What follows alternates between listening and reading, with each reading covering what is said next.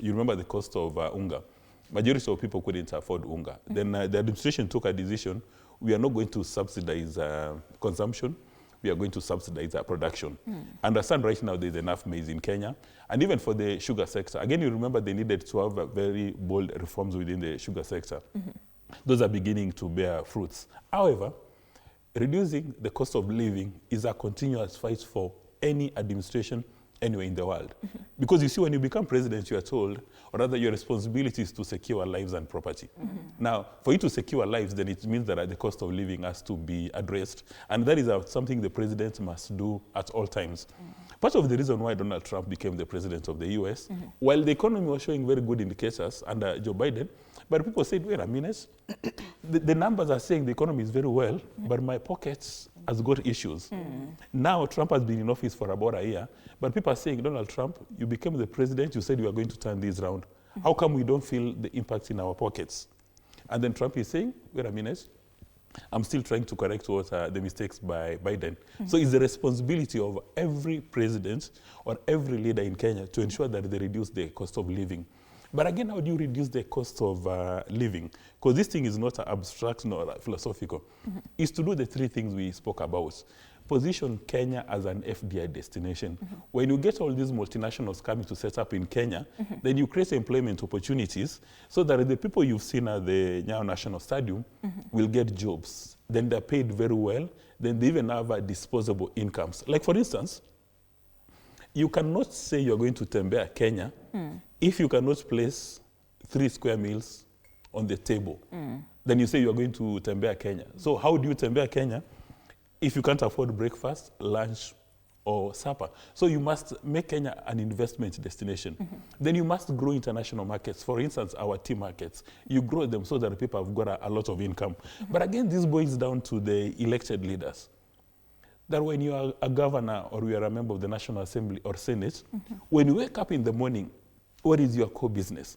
You know, you may be very surprised and disappointed that the majority of our elected leaders who are responsible for financial resources always have got challenges with accountability issues.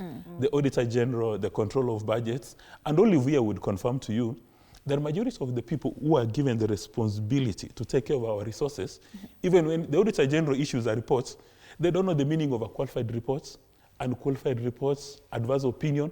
Sometimes they're given a report, they start dancing while not knowing that this is the wrong report, you've been doing the wrong things. I mean, so how you are a governor or even a member of the National Assembly, you don't know the difference between unqualified reports and unqualified reports. So sometimes I watch these people debate, then I start shedding tears. I say to myself, Allah, now you've got the Auditor General has told you are not doing very well, but because you don't understand the reports, you open a champagne bottle and you say we've done very well. So that is something maybe I think ISPAC needs to go the extra mile. So it's up to Olive to tell people, even right now on air, tell them the difference between a qualified reports and unqualified reports. Now coming to the issue raised by Madam President, I hope I get my appointment letter now, is talking about these governors. If you want to expand Kenya, you see when you become a governor and you go to office, the first question shouldn't be, how do I make money here? Is how do you improve on the lot of the people? And we can give many examples. We are talking about globalization of markets and production.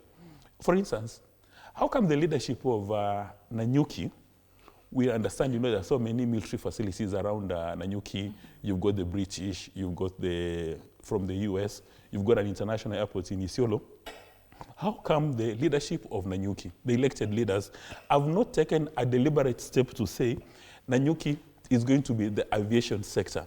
And look for all the big players in aviation, Boeing, Airbus, and say that here in Nanyuki, we are going to train solid talents.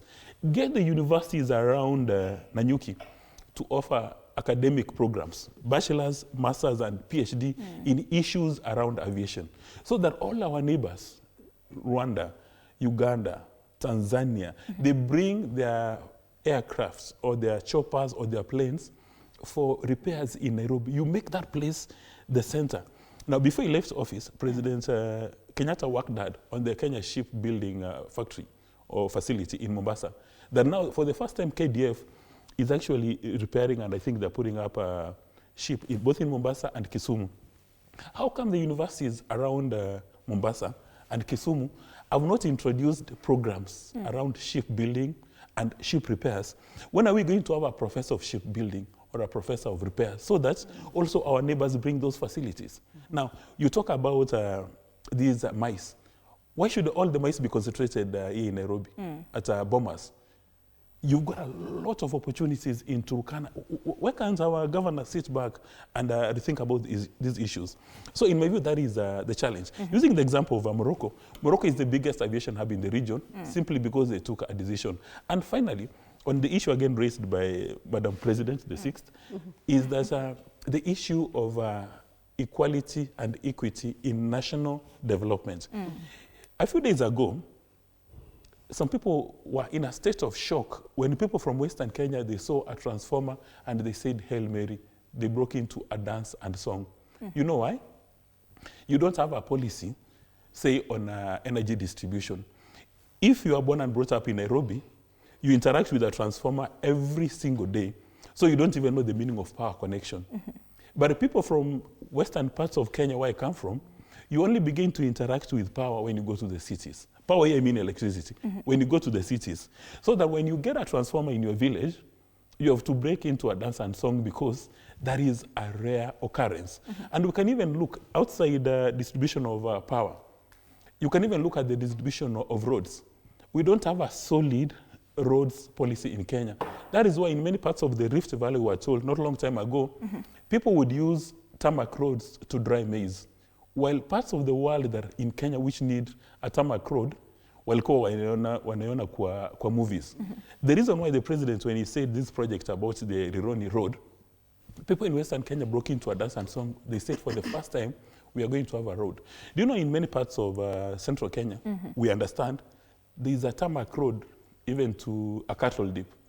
But in other parts of Western Kenya where you need a road for economic purposes, those roads are not available. Even look at the medical facilities. Before devolution, where were all the hospitals located? Where were they situated? If you come from Kisii and you need to go to a referral hospital like Kenyatta, you have to travel for hours on end. But if you come from parts of Central, Kenyatta National Hospital is a minute away. The new one of Kenyatta University Teaching and Research and Referral Hospital is a minute away. Even talk about the location of national schools. Where is Amangu located? Where is Alliance located? Where are the top schools located?